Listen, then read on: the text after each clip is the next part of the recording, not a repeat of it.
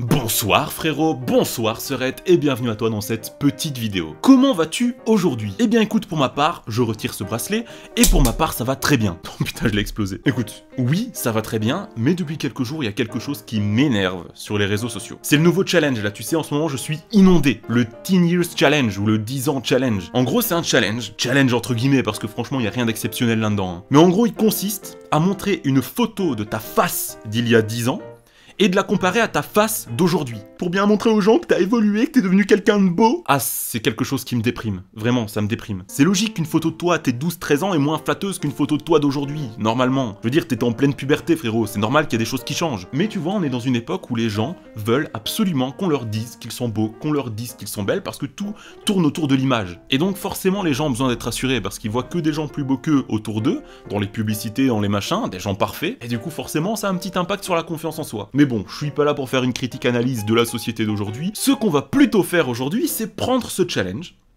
le briser et le transformer. Tu l'auras compris, on va essayer de le rendre un tout petit peu plus intéressant. Je pense qu'il en a besoin. Alors vois-tu, j'ai eu une idée. J'ai été fouillé dans mes tiroirs, dans mes vieux dessins, à la recherche d'un dessin que j'aurais réalisé il y a 10 ans. Et là, tu vois où je veux en venir. De toute façon, à la vue de la miniature, t'as dû comprendre où je voulais en venir dès le départ. Alors tu vois, on va prendre un vieux dessin et on va le remanier, on va le refaire 10 ans plus tard. Parce que ouais, tu te doutes bien que si en 10 ans ta face change, il y a d'autres choses qui changent aussi. Et si tu dessines, ton trait, tes habitudes, ta technique, tout change, donc forcément t'évolues. Et aujourd'hui, on va essayer de constater cette évolution. Je t'avoue que j'ai jamais fait quelque chose comme ça, j'ai jamais repris un vieux dessin pour le remanier et le remettre au goût du jour, entre guillemets, avec toutes mes techniques actuelles. Donc je t'avoue que j'ai quelques petites appréhensions, mais j'aime bien les défis. Tu vois, ça c'est un défi, ça c'est un challenge. Alors vois-tu, pour ma part, on va partir de ce dessin. Je sais pas si tu vois bien, c'est un dessin que j'avais réalisé du coup vers mes 12-13 ans, je sais plus vraiment. Alors, je vais essayer quand même de bien te le montrer, prendre le temps, voilà. De toute façon, il y aura des plans en fin de vidéo où on va comparer les dessins. Et si tu veux, c'est un dessin que j'avais fait pour mon manga de l'époque avec mes potes. Mais te leurre pas, hein, ça, à 100%, c'est une image que j'ai dû recopier en cliquant Ange Manga sur Google Images, genre c'est certain. J'ai dû changer quand même 2-3 petits trucs histoire de dire c'est moi qui l'ai fait, alors que c'est du plagiat total. Et donc, on va partir de ce dessin, on va le remanier, on va le transformer avec les techniques actuelles, le style actuel, et on va essayer d'en faire un truc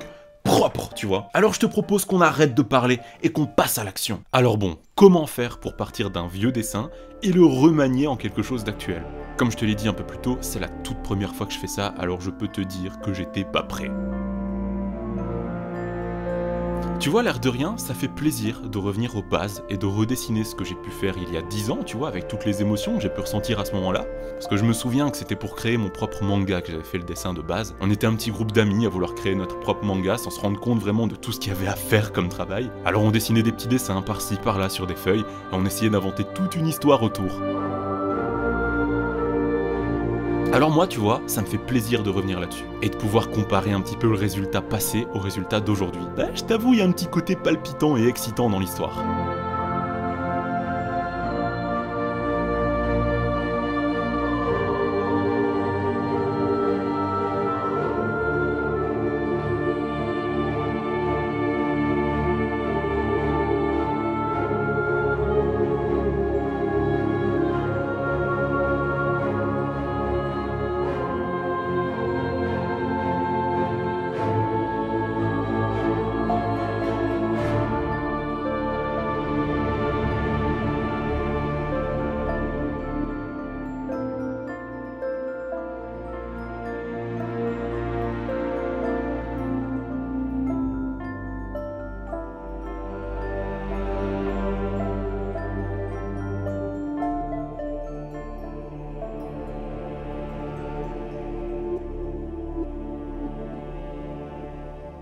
Et voilà, écoute, j'espère que le résultat te plaît. Je t'avoue que dès l'instant où j'ai préparé mes petites feuilles et où je me suis assis, machin, l'inspiration est venue directement. Ça vient peut-être tout simplement du fait que c'est mon dessin que je refais, tu vois, et donc l'inspiration que j'avais eue à cette époque est revenue pour aujourd'hui. Enfin, dans tous les cas, je t'invite à me dire ce que t'en penses en commentaire, frérot, parce que si ça se trouve, j'ai peut-être fait que de la merde. Bon, dans tous les cas, cette vidéo touche à sa fin, j'espère qu'elle t'aura plu, j'espère qu'elle t'aura diverti.